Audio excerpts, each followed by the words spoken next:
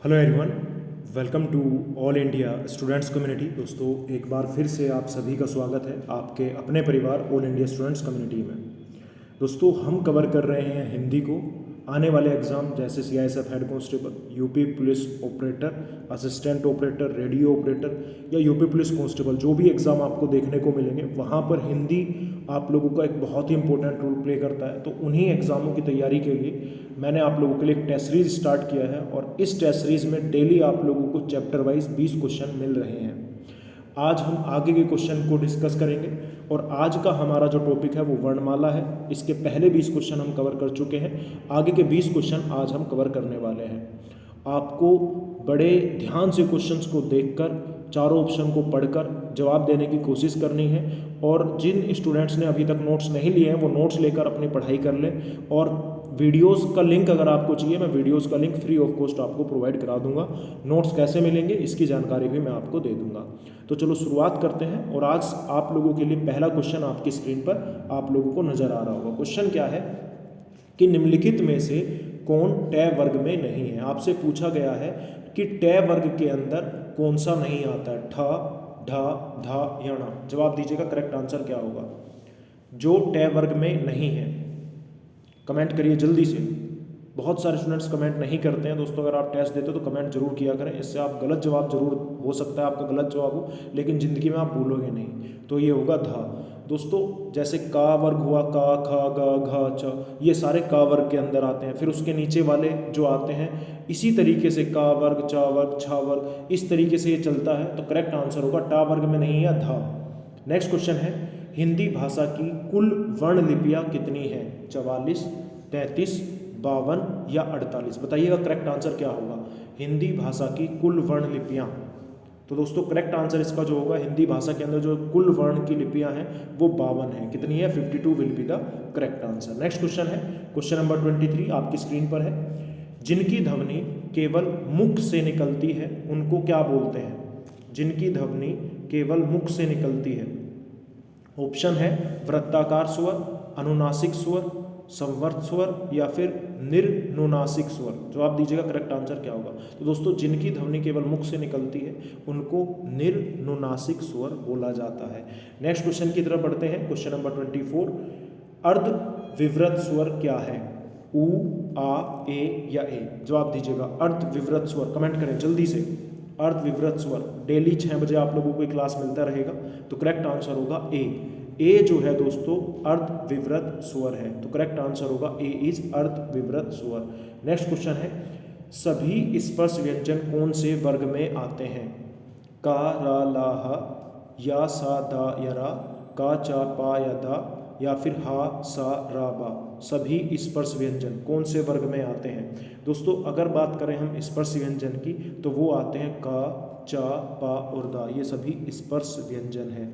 Next question है, सभी महाप्राण वर्णों वाला वर्ग कौन सा है? महाप्राण क्या होते हैं?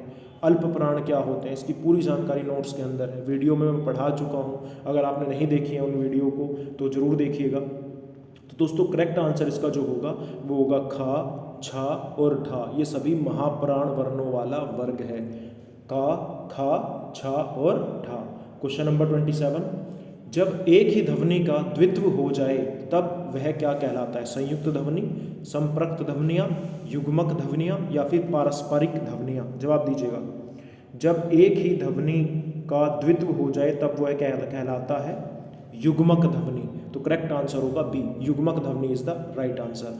बढ़ते हैं क्वेश्चन नंबर 28 पर। और 28 पर पढ़ने से पहले दोस्तों आप यहाँ पर देखिए, नीचे काले टीके का निशान होगा यानी कि लाइक का बटन, उसको जल्दी से दबा दीजिए। और चैनल को सब्सक्राइब नहीं किया है तो चैनल को सब्सक्राइब कर लीजिए। हिंदी में एक एक नंबर की गारंटी मेरी होगी इन क्वेश्चन के द्वारा। इन क्वेश्चन से बाहर आपको कुछ नहीं मिलेगा। वह व्यंजन क्या है? वह व्यंजन दोस्तों, कल मैंने आपको बताया था ऊष्म व्यंजन होते हैं और अंतस्थ व्यंजन होते हैं। दोनों की संख्या मिलाकर 8 होती है, जिसमें से 4 आप लोगों के ऊष्म व्यंजन है और 4 जो है अंतस्थ व्यंजन है। यहाँ पर पूछा गया है वह किसके अंदर आता है? तो या, रा, ला, वा। मैं फिर से बता दूं, या, रा, ला, वा ये सभी ऊष्म व्यंजन है। तो करेक्ट आंसर इसका होगा ऊष्म, ए। नेक्स्ट क्वेश्चन की तरफ बढ़ते हैं। क्वेश्चन नंबर 29, लिखित भाषा में मूल ध्वनों के लिए जो चिन्ह मान लिए गए हैं तथा जिस रूप में ये लिखे जाते हैं उसे क्या कहते हैं? लिखित भाषा में मूल ध्वनियों के लिए जो चिन्ह माने गए हैं तथा जिस रूप में लिखे जाते हैं उनको क्या कहते हैं? स्वर, ध्वनि, लिपि या व्यंजन? जवाब दें, करेक्ट आंसर क्या होगा? तो दोस्तों इसका जो सही जवाब होगा, लिखित भाषा में जो मूल ध्वनियों के लिए चिन्ह माने गए हैं उनको लिपि बोलते हैं। क्या बोलते हैं? लिपि। बहुत बढ़िया, बहुत सारे स्टूडेंट सही जवाब दे रहे हैं। आप आखिरी में ये जरूर कमेंट करके बताइएगा कि आज के 20 सवालों में आप लोगों ने कितना स्कोर किया। पा, फा, बा, भा, मा कौन से व्यंजन होते हैं? दोस्तों एक और चीज़ याद रखिएगा, वर्णमाला बहुत ही इंपॉर्टेंट चैप्टर है। इजी बिल्कुल नहीं है, बहुत सारे स्टूडेंट्स को बहुत हार्ड लगता है, मार्क्स कटवाते हैं, लेकिन इन क्वेश्चंस को आप ध्यान से 2-2 3-3 बार रिवाइज कर लेंगे तो आपको कोई भी प्रॉब्लम नहीं होने वाली है। तो करेक्ट आंसर होगा दोस्तों यहाँ पर पा, फा, भा, मा जो है ये ओष्ठ्य है। क्या है? ओष्ठ्य। नेक्स्ट क्वेश्चन, क्वेश्चन नंबर 31, दो व्यंजन जब एक साथ मिलते हैं तो क्या कहलाते हैं? दो व्यंजनों का एक साथ मिलना। संयुक्त व्यंजन, अल्पप्राण, अंतस्थ, महाप्राण। अभी मैंने बताया अंतस्थ अलग होते हैं, अल्पप्राण महाप्राण अलग होते हैं। तो दो व्यंजन जब भी एक साथ मिलेंगे तो वो संयुक्त व्यंजन कहलाएंगे। क्या कहलाएंगे? संयुक्त व्यंजन। क्वेश्चन नंबर 32, वर्ण तालिका के अनुसार ह्रस्व, दीर्घ और प्लुत क्या है? तो स्वर को 3 हिस्सों में बांटा जाता है दोस्तों, ह्रस्व, दीर्घ और प्लुत। तो वर्ण तालिका के अनुसार ह्रस्व, दीर्घ और प्लुत जो है वो स्वर है। क्या है? स्वर है। चीज़ें क्लियर हो रही हैं? बढ़ते हैं अगले क्वेश्चन की तरफ। क्वेश्चन नंबर 33 आपकी स्क्रीन पर है। स्पर्श व्यंजन कंठीय ध्वनि, अघोष और महाप्राण ध्वनि क्या है? का, ग, ख या घ। स्पर्श व्यंजन भी है, कंठीय ध्वनि भी है, अघोष भी है और महाप्राण भी है।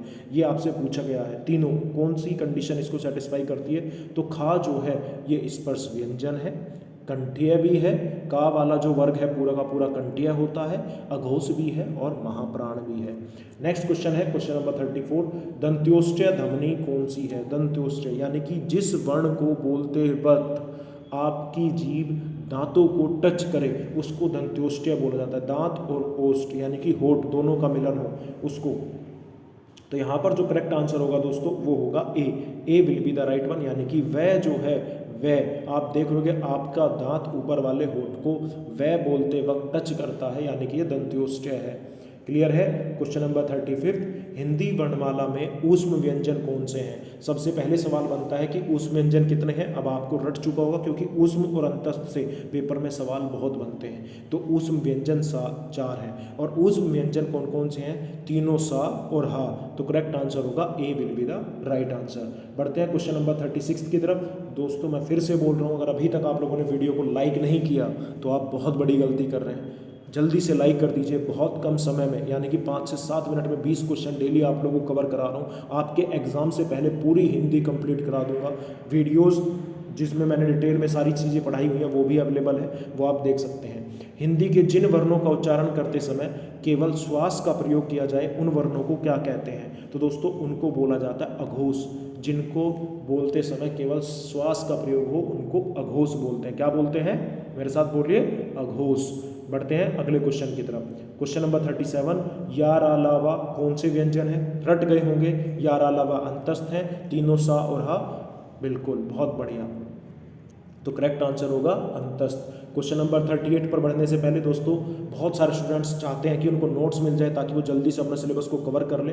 तो मेरा ये नंबर है 7827034344। इस नंबर पर आप फ़ोनपे, पेटीएम या गूगल पे करके 75 रुपीज़ ये हिंदी के नोट्स ले सकते हैं। इसी नंबर पर आपको व्हाट्सएप पे स्क्रीनशॉट भेज देना है। फ़ोनपे, पेटीएम, गूगल पे या अपने किसी दोस्त से भी पे करा दीजिए, बस उसका स्क्रीनशॉट आप खुद भेज देना, आपको हिंदी के नोट्स मिल जाएंगे। क्वेश्चन था निम्नलिखित में से पार्श्विक ध्वनि कौन सी है? पार्श्विक ध्वनि आपसे पूछा गया तो दोस्तों ला जो है वो पार्श्विक ध्वनि के अंदर आता है। तो पार्श्विक ध्वनि कौन सी है? बोलो। हाँ, वेरी गुड, ला। ऐसे बोलते रहोगे मेरे साथ साथ तो भी चीज़ें आपको याद हो जाएगी। अब आपसे सवाल पूछा जाएगा पार्श्विक ध्वनि कौन सी है और ऑप्शन में आपको ला मिला तो हमेशा ठीक करोगे ना? बहुत बढ़िया। नेक्स्ट क्वेश्चन है निम्नलिखित में से कौन सा अंतस्थ व्यंजन है? अंतस्थ कितने होते हैं? आप बोलेंगे सर 4 होते हैं। तो कौन कौन से? यारा, लाबा। तो कौन सा ऑप्शन दिखा? तो आप बोलोगे सर दिख रहा है कौन सा? A1। A will be the right answer. Question number 40 आपकी स्क्रीन पर, निम्नलिखित में से कौन सा स्वर कंठ तालव्य है? क्या है? कंठ तालव्य। ई, आ, ओ या ए? जवाब दीजिएगा। कंठ तालव्य तो ए जो है दोस्तों ये कंठ तालव्य है। तो दोस्तों ये थे आज के 20 सवाल वर्णमाला से। आगे के 20 सवाल मैं कल लेकर आऊँगा इसी चैप्टर से। धीरे धीरे हम slow and steady wins the race, ये आपने सुना ही होगा। खरगोश की तरह नहीं भागना है, ठीक है, कछुए की तरह धीरे धीरे लगे रहो, आपको 100% सफलता मिलेगी और मैं इसकी गारंटी देता हूँ। अगर अभी तक आपने चैनल को सब्सक्राइब नहीं किया है तो जल्दी से दोस्तों चैनल को सब्सक्राइब कर दो। नीचे सब्सक्राइब का बटन आ रहा होगा, नीचे बेल आइकन भी होगा, उस बेल आइकन को दबा दो ताकि जब भी मेरी वीडियो आए आपको मिलते रहे। लेकिन डेली अगर आप चाहते हैं कि वीडियो कब आएगी, तो डेली शाम को 6 बजे आपको ये वीडियो देखने को मिलेगा, जहाँ से आप अपनी पूरी तैयारी को चेक कर सकते हैं, किस तरीके से पढ़ सकते हैं। नोट्स आप ले सकते हैं, नंबर आपके पास है 7827034344। इस नंबर पर फ़ोन पे, पेटीएम, गूगल पे करके आप 75 रुपीज़ में नोट्स भी ले सकते हैं। दोस्तों वीडियो को लाइक कर दो, दोस्तों के साथ शेयर करो। कल फिर मिलूँगा शाम को 6 बजे, तब तक के लिए धन्यवाद। जय हिंद, जय Bharat, take care, love you all, bye bye.